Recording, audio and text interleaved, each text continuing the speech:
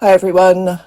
Apologies in advance if the sound quality is even worse than usual. I have no sound recording equipment at the moment, apart from my phone, which I have placed just here. Hope for the best. Now, we all know that the word consensus means general agreement. It also is used to mean large majority of opinion, which is a bit different, but it doesn't matter. It follows that the term scientific consensus refers to the collective judgment, the overwhelming majority opinion of scientists working in relevant fields. So it's true to say there is a scientific consensus that humans are contributing to global warming, even though some scientists may not agree on the detail. I am increasingly hearing the term scientific consensus and or medical consensus with respect to transgenderism, and if the Cass review does anything, it blows that claim apart. The silliest ones say that there is a scientific consensus that trans women are women and trans men are men. I'll read this one out. It's infuriating how many mainstream people are comfortable saying trans issues as if there is something to debate about the existence of trans people. There's not. Funny, it's never occurred to me before that saying, for example, women's issues implies that there's something to debate about the existence of women. But anyway, medical and scientific consensus aligns with trans community consensus. Trans women are women and trans men are men. What's infuriating is that this woman is a journalist with over 47,000 followers and she's spouting a falsehood which she makes no attempt to justify. She doesn't offer a single citation in support of her claim, and that's because no paper or study that supports it exists. And of course, she doesn't define what a trans person or a woman or a man is. If the most widely accepted definitions of a trans person is someone whose gender identity doesn't match their sex, and the most widely accepted definitions of men and women are adult males and females, to say that a self-identified trans woman is actually a woman, you have to discard all those definitions and come up with different ones that are workable, coherent and non-circular, which so far I've seen nobody do. Not a single person, let alone the scientific consensus. So we can dismiss that nonsense out of hand. The more important claim is that there is a scientific consensus on how to medically treat trans-identifying people. And let's not even talk about the so-called fact that transgender isn't a psychological condition. It's not a symptom of mental illness. It's not a fetish. It's just part of natural human diversity. But if you don't provide unnatural gender-affirming medical interventions, they will kill themselves. That's just another one of dozens of incoherences in the whole doctrine of gender lunacy. People claim there is a scientific consensus over puberty blockers, cross-sex hormones and cosmetic surgeries. And yes, they are cosmetic. They do not change your sex. They just change your appearance and frequently bring a lot of problems with them. It pains me to say it, but the claim that there is a scientific consensus on this topic is a claim that can be described as one or more of lazy, ignorant, or dishonest. I say lazy because if you're very interested in a subject, especially if you're really passionate about it, you surely don't just rely on someone else telling you what the scientific consensus is, do you? You do your own research. First, you might want to ensure that whatever it is really is the scientific consensus and not just wishful thinking on someone's part, as it is with the gender loonies. More importantly, you'll want to find out why there is or isn't a scientific consensus. What is the evidence? And what do those who deny the claim or the validity of the evidence have to say? Ignorance covers not only being wrong, it's that you don't even understand why you're wrong, why people are telling you you're wrong. Calling such people ignorant is being charitable, really. I could just call them stupid, but that's a bit rude, and I don't like to be rude, as you know. I also say that there are people who are not so much ignorant as patently dishonest. I think this applies to a lot of people who keep stating it's a scientific consensus, and I believe that Rebecca Watson is one such person. I've talked in the past about the pretty solid scientific basis for the current consensus that gender affirming care is good, actually. And what I have done in the past is show that she is full of it. I have made 3 videos exposing the falsehoods she has put forth on puberty blockers, on surgeries, and in her reaction to Sabine Hossenfelder. I've learnt my lesson. The woman is a waste of space, and I've no intention of wasting my time debunking the whole of this more recent video, which is her reaction to the Cass report, which she admits she hasn't even read. But bear with me. And I'll be honest, when I first heard about the Cass report, I definitely thought it was compelling.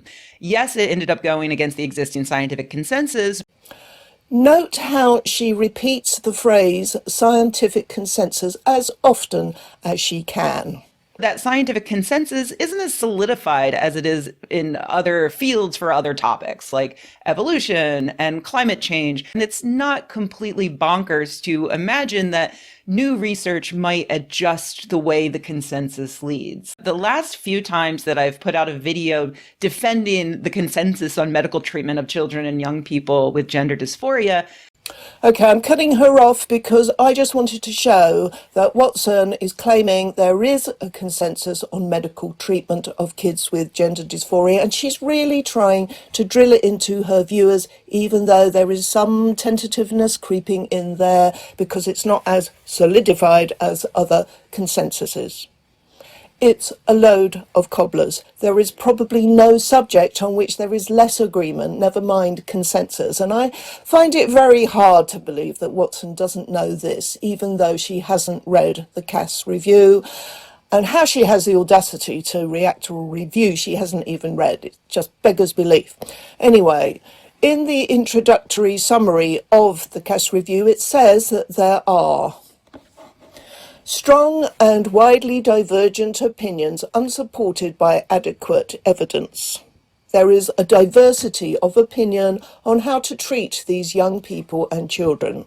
The evidence is weak, and clinicians are unable to determine with any certainty which children and young people will go on to have an enduring trans identity. A failure to consider or debate the underlying reasons for the change in the patient population has led to people taking different positions about how to respond to the children and young people at the centre of the debate without reasoned discussion about what has led to their gender experience and distress. And then in chapter 14, which is about puberty blockers, Cass states that their use for gender dysphoria has been an ongoing source of controversy, both national and international, and I'm grateful to the Cass Review for bringing to my attention a paper I hadn't heard of before, published in 2015, which, quote, approached 17 multi-professional treatment teams worldwide to determine their views on use of puberty blockers. They identified 7 themes on which there were widely disparate views, and there's the list of them. And she goes on to say that the authors of the study concluded that as long as debate remains on these themes and only limited long-term data are available, there will be no consensus on treatment. 8 years later, the position is unchanged, and many of the same considerations apply to the use of masculinizing/feminizing hormones in young people. I don't think any of this would come as a surprise to anyone who has taken a real interest in this topic, and that's why I accuse Watson of dishonesty. An alternative is that she's gone full crackpot, which I also wouldn't rule out. By the way, the Cass review is free to read online, but I only have a small laptop, so to be able to read it easily, I forked out for a hard copy. So if anyone would care to help me with my expenses or buy a bigger computer or at least some new audio recording equipment, there is a donation link below. All financial help is very gratefully received. Now, I've singled out Watson because of her high profile and huge following, but obviously she's far from being the only one making this very specific and very false claim that there is a scientific and/or medical consensus that it is best to treat kids who claim gender dysphoria with what they unironically refer to as gender-affirming care. So, why do they claim there is a consensus? Where the hell does this notion even come from? The Cass review was tasked with finding and assessing clinical guidelines, that is to say, recommendations on how healthcare and other professionals should care for what the review refers to as gender questioning people, and they commissioned a systematic review. This one, published in the British Medical Journal, which identified 23 guidelines. Some were regional, some national, some international, and they covered these key areas, which I'm not going to read out. Sorry if you can't read them, but this is paragraph 9.10 of the Cass review. The review, by the way, states that the assessments were carried out using 3 independent reviewers and the most commonly applied and comprehensively validated appraisal tool. It's all in the report, but I'm emphasizing this because the review was so very thorough, very rigorous. It used teams of independent professional researchers using established methods, and the kinds of criticisms that I've seen have been just moronic, implying that Dr. Cass wasn't suitable or competent to carry out such a review. And it's like they think she was working alone, just Googling stuff or something and coming up with the answers required by her paymasters. Just despicable. Hilary Cass is a consultant paediatrician, one-time president of the Royal College of Paediatrics and Child Health. She was awarded an OBE, Order of the British Empire, for her very significant contribution to services to children's health. Her credentials are impeccable, and notably, she doesn't earn any money through providing gender-affirming treatments to anyone, and you can't say that about some of her critics. Go figure. Right, back to the review. Quote, "Rigour of development is an important bedrock of guideline development. It includes systematically searching the evidence, being clear about the link between recommendations and supporting evidence, and ensuring that health benefits, side effects and risks have been considered in formulating the recommendations." And it goes on to say that of the 23 guidelines identified, 4 did not provide any information about the development process, so could not be appraised, and nearly all of the others scored poorly on the rigour of development, applicability and editorial independence. This is the original table lifted from the Cass report, and this one I extracted from the larger table, just showing the column on rigour development. Only the Swedish guideline produced in 2022 scored quite highly with 71%. The Finnish guideline produced in 2020 was the only other one that scored above 50%, just above. The ones coloured red were below 30%, and one of the lowest scores was earned by the American Academy of Pediatrics, which is the largest association of pediatricians in the US, and scored just 12%. So, most of the guidelines used in the various countries were very weak in terms of their supporting evidence and in having duly and carefully considered the health benefits and the risks, which is just appalling. But to confine myself to trying to answer that question, where does this notion of a medical consensus come from? It seems to have started with the Endocrine Society's guideline published in 2009, which recommended medical transition for young people, and with the guideline published by WPATH, the World Professional Association for Transgender Health, 3 years later.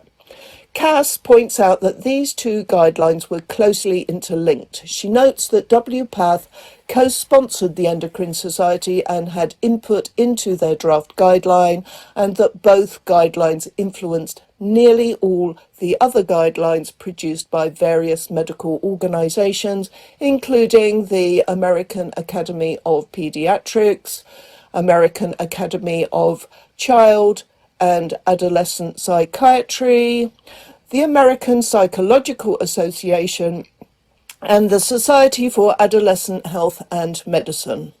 Quote, "The circularity of this approach may explain why there has been an apparent consensus on key areas of practice despite the evidence being poor." A hat tip here to Christina Buttons, writing on Colin Wright's Substack about this very issue of how, through circular referencing, authoritative medical bodies misled the public by manufacturing a consensus on gender-affirming care. The article is entitled Gender Medicine's Citation Cartel, and it starts with a note from Colin Wright explaining that citation cartels represent a growing concern in academic circles where the integrity of scholarship is compromised by networks of researchers artificially inflating citation counts. These networks strategically boost the visibility and perceived impact of specific research domains, as well as the reputations and academic metrics of those involved. And he goes on to say how it's been happening, notably in mathematics, resulting in some countries that have virtually zero reputation in that field, surging ahead in terms of producing highly cited papers. And of course, it has been happening in the field of so-called gender medicine, which, due to an ever-growing pile of evidence, is a field I have come to believe is corrupt from top to bottom. In an article in The Economist, Jessie Single reports how WPATH responded to the Cass review, saying its own guidelines were sturdy because they were based on far more systematic reviews. But then we learn that WPATH leaders had interfered with the production of systematic reviews it had commissioned from the Johns Hopkins University Evidence-Based Practice Centre, the EPC, in 2018. They had, from the outset, expressed a desire to control the results of the EPC team's work and made it clear that the data cannot be used without WPATH approval. The EPC director, to her credit, resisted all of that. She made very clear her objections to their attempted interference with unfettered scientific inquiry. In 2020, WPATH announced it was implementing a new policy in which it would have authority to influence the EPC team's output, including the power to nip papers in the bud on the basis of their conclusions. So, acting like the worst of Big Pharma, they resolved to prevent publication of papers that didn't show results they like. Funnily enough, even though the EPC had provided WPATH with enough material for 6 systematic reviews, it has only published one paper, a meta-analysis of the effects of hormone therapy in that time, and I can't find that paper actually. Recently released court documents contain evidence showing that an individual from WPATH was involved in the design, drafting and final approval of that paper. This is unbelievably sketchy. You can read the Economist report for free if you register, by the way. I won't dwell on the recent revelation that Admiral Rachel Levine, paediatrician, trans-identifying heterosexual man and father of two, who had the honour of being named as one of USA Today newspaper's Women of the Year in 2022, and who is the US Assistant Secretary for Health, he succeeded in pressing WPATH to remove minimum ages for the treatment of children from its 2022 guideline. This is so depressing.